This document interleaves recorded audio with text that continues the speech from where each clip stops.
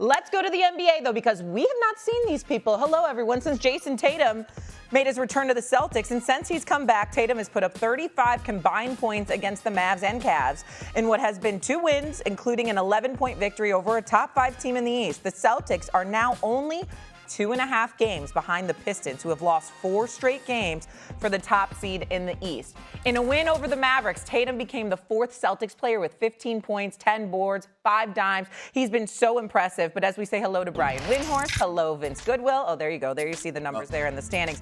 The Celtics, are they now winning the East with the addition of Tatum? Vinny, go ahead. Or Vinny. Vinny, go ahead. Okay, so I would say this. I said Vinny, not Wendy. Vinny.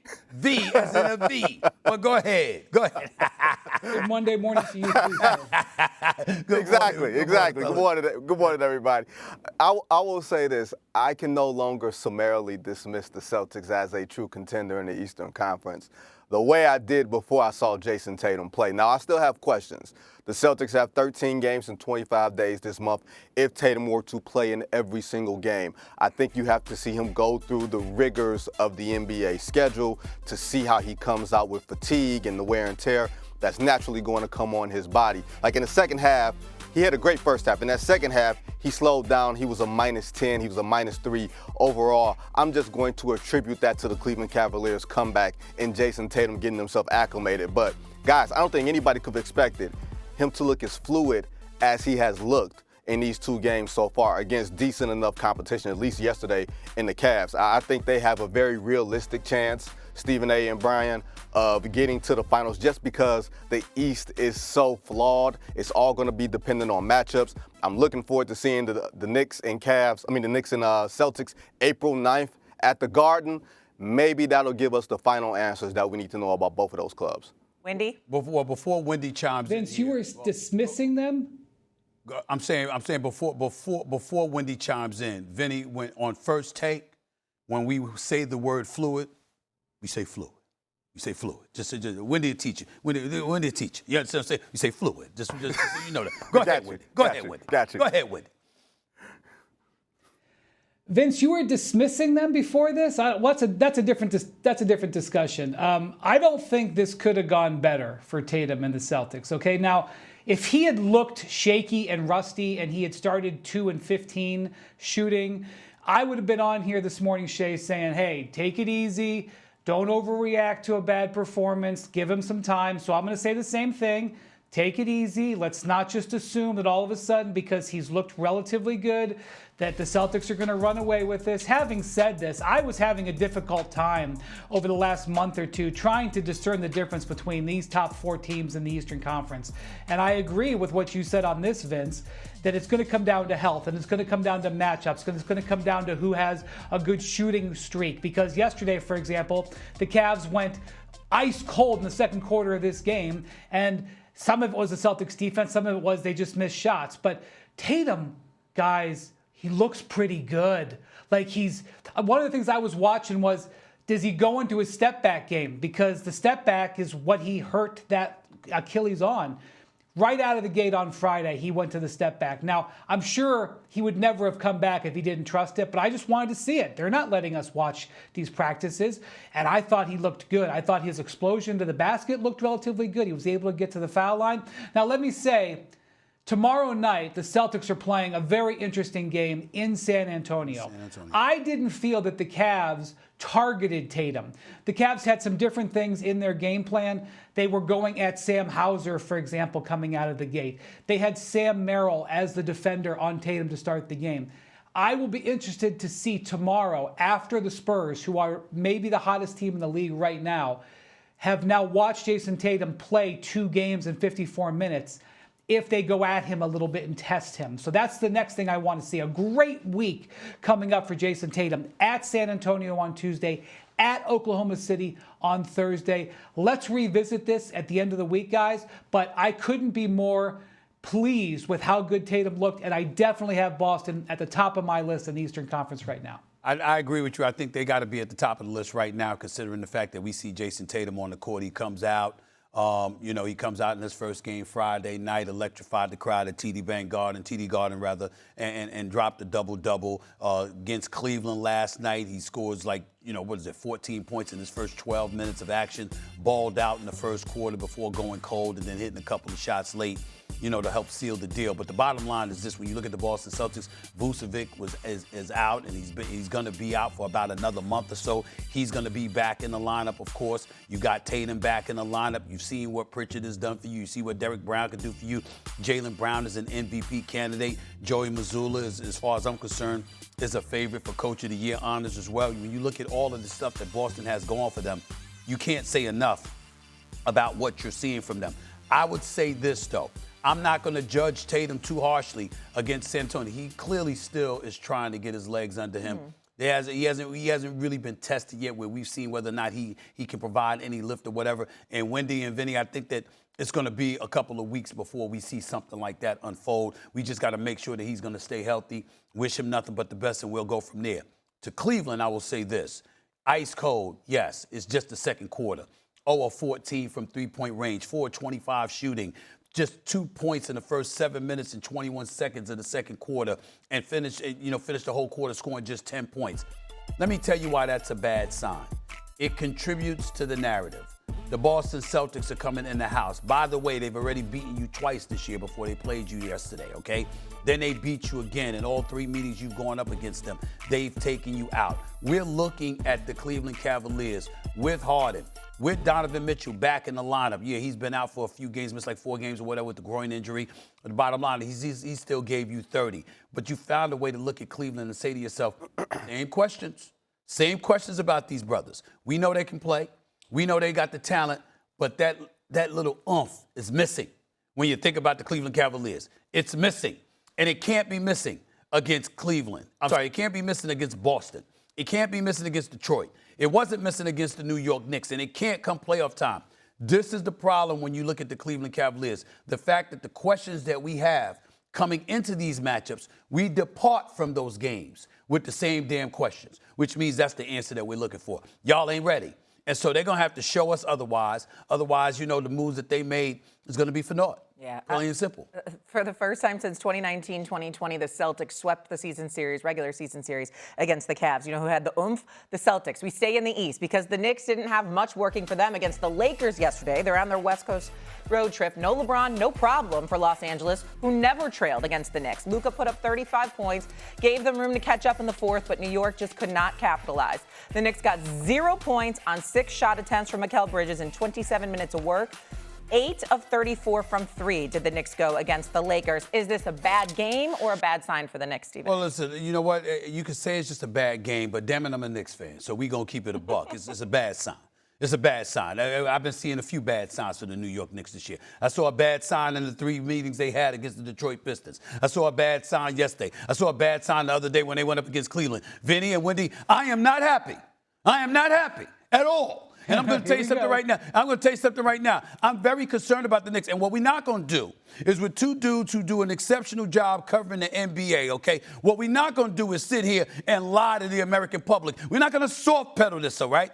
When you went up against the Detroit Pistons, they beat you like you stole something. They whipped your living ass on 2 occasions. They beat you by 30 the first time. They were up by 40 the second time, okay? And then, obviously, they come to the Garden without a front line of Isaiah Stewart and Jalen Durham because they were both suspended, and they beat you again with Cade Cunningham looking like the second coming of Steph Curry, LeBron, Kobe, MJ, and all of them using the Garden as their playground, dropping 42 and 13 without a front line. So we saw this from the New York Knicks, okay? And here's where we have to be honest about it, fellas. And this is where I'm getting to the real portion of all of this.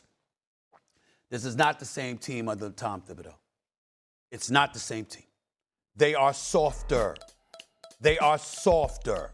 You understand? Dante DiVincenzo, I was just talking about it with Alan Hahn in the hallway before he departed after doing a great job on Get Up this morning. But when you had a cat like Dante DiVincenzo who was a protector of Jalen Brunson, who was willing to be feisty, who was ready to go out there and fight and what have you. You don't have that right now. What you have is a very talented New York Knicks team.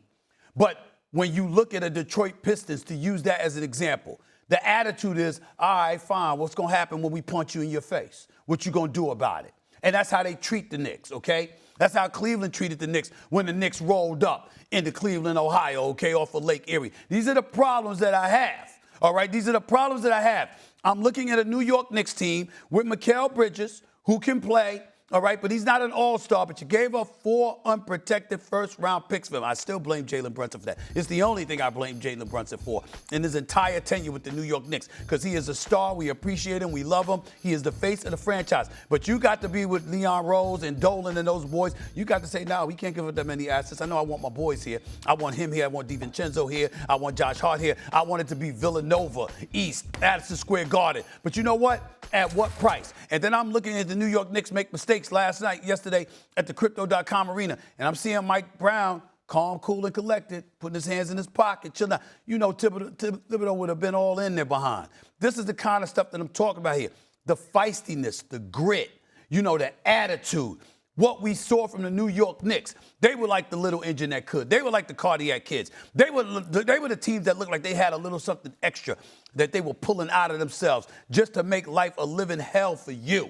And then a miracle happened, and they went and they beat Boston, not just in Game 1, but in Game 2 of the Eastern Conference semifinals last year, which just changed the trajectory of everything, was because we all thought that Boston was going to smoke them, and that's not what happened. So you go through all of that, and then you change all of this stuff. The coach, some of the players, the personnel, you just look at them right now and you're like, this is not the same Knicks team.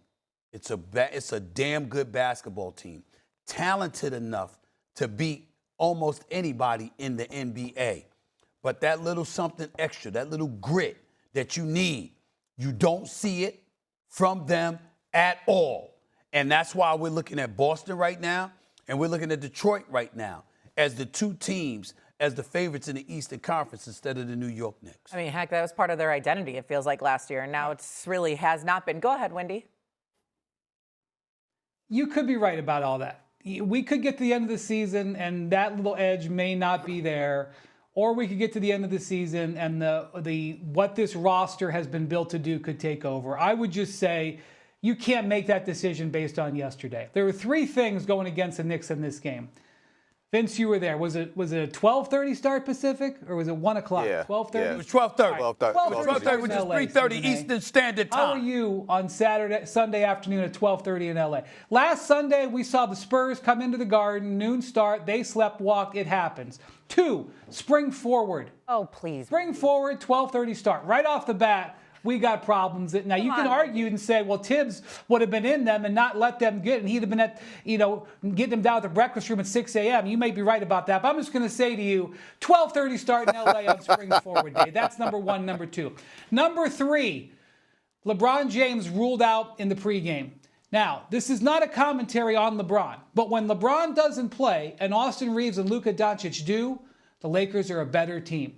Now, J.J. Redick might say to you, give me more time. We're getting better with that trio. And the numbers say that that is true. However, the numbers say that when Luka and Reeves play together, the Lakers are a really good team. They're better defensively and they're better offensively. When all 3 of them play together, they're just kind of an average to below average team. And so when those 3 things happen, and look, Stephen A., I don't know what got into Luka yesterday. Luka was taking charges. In fact, at one point, he got run over, probably should have gotten a charge on that play. And then when he didn't get the call, he looked over at the ref and gave him this, for which he's probably going to be fined a bunch of money today. But it's better than getting a technical, because if the referee had seen him and given him a tech, he'd have got suspended. But the fact that Luka was trying to play defense, and by the way, the Lakers' defense has been improving, and that this was all these things going against him, I didn't like the chances for the Knicks at all yesterday. And so I'm not going to overreact to a Sunday afternoon spring forward performance. If you're not going to overreact to that, then also, guys, for me, Friday night in Denver, Stephen A., what did you think of that? Because they took down the Denver Nuggets in one of the most impressive performances of the season against Jokic and before Jamal Murray got hurt. And we're going to talk about Denver a little bit later. But that's a championship team that you took out on the road. So I don't want to overreact to what I saw yesterday. Like Wendy said, spring forward, LA, all the other things, you're on the road. I don't consider LA a championship team. Maybe the Knicks took them lightly. But Stephen A., here's the thing, and when you talk about the Knicks and what they were last year, I don't want you to get caught up in the emotion of what you're seeing, the emotion of them losing to Detroit. Because here's the numbers. Since January 15th, they're the best defense in the league. Since January 15th, they have elevated themselves to being a top 10 defense. Last year, Stephen A., they were 15th. Last year, middle of the road, that elevated themselves in the playoffs. So while I understand what you're saying about how they look against Detroit and how they looked yesterday, the numbers say that this is a more cohesive defensive unit, and they are putting it together with a hiccup that happened yesterday. Now, if you have concerns about Jalen Brunson and his shooting, and they're lacking shot creation, and Karl Towns is not getting as involved and playing as fluidly as he played last year, I'm 100% with you. If you are telling me, man, they shut down Jalen Brunson, they have nobody else to create shots, the defense doesn't look right when they don't have their offense right, Stephen, I'm 100% with you. But I would say this. I think this is a small blip. I still think the Knicks have as good of a chance as anybody in getting to the NBA Finals. Stephen A., don't overreact. It's fluid. See, right there. See, that's the problem. That's the kind of stuff that's going to get you banned from this damn show. You know what? You and that damn Kendrick Perkins, that's the kind of stuff that's going to get y'all banned from this show. Because you see, Kendrick Perkins trying to act like, you from Beaumont, Texas. He's going to try to act like he a Knicks fan because you went to a game with Tracy Morgan. It's ain't working with me. You know what I'm saying? Reality of the situation is, looking at the New York Knicks, y'all know me well enough to know I ain't making no damn feelings like that known off of one game in L.A. If anybody understands that a Saturday night in L.A. can be a distraction, it would be me. Okay, I would understand that. I understand that these kind of things happen, and it was a 12:30 start, and you know what? You know, I've not necessarily been ready for the game. I get that. My feelings are not based on that. My feelings are based on what I've seen them do against Detroit. My feelings are based on what I've seen them do against Cleveland. I'm basing it on that along with a collective just ambiance about this team that's different than what we've seen over the last 2 to 3 years. That's what I'm basing it on. And so I know that they have talent. I know that they got the talent to beat anybody. When the New York Knicks are clicking, you damn right, they could take out a lot of teams. My problem is, even when they weren't clicking in the past, they just fought you tooth and nail. They had a lot of grit to them. They were scrappy. You saw that. That's not what you see right now. Now, could they turn it on come postseason time? Fine. But not if they listening to the Vinnies of the world or the Wendy's of the world. Don't overreact. Everything's fine. Everything's going to be okay. This is all right. Nah, they don't need to be hearing that. They need to be hearing from people like me that's saying, I ain't satisfied with what I'm seeing. I saw y'all get y'all ass kicked on a few occasions this year. I saw you get your ass kicked on a couple of occasions this last month. I'm not falling for it. Y'all got to step up and understand this is a different situation. You Mike Brown, you Jalen Brunson, you Karl Anthony Towns, they're winning games when he shoots less, not more. I'm not ignoring that. Jalen Brunson holding on to the ball, being ball dominant. A lot of people feel that's getting in the way. I don't believe that because he's a superstar. Listen, let Jalen Brunson do what he wants to do. But you do have a lot of people that feels there's some level of disruption there. Mitchell Robinson, could you get healthy? Stay healthy, please, for once, with sugar on top. We going to need you, big boy. I'm looking at some of these pieces. Mikal Bridges, you need to remember that you the dude they gave up 5 first-round picks for unprotected. You need to understand that you got your bag with $150 million plus. Ain't nobody sweating that. But damn it, if you had those picks, you'd have Giannis already. You'd have had him this past summer. Giannis, I'm going to see it again. Giannis Antetokounmpo, that dude would have been in the New York Knicks uniform.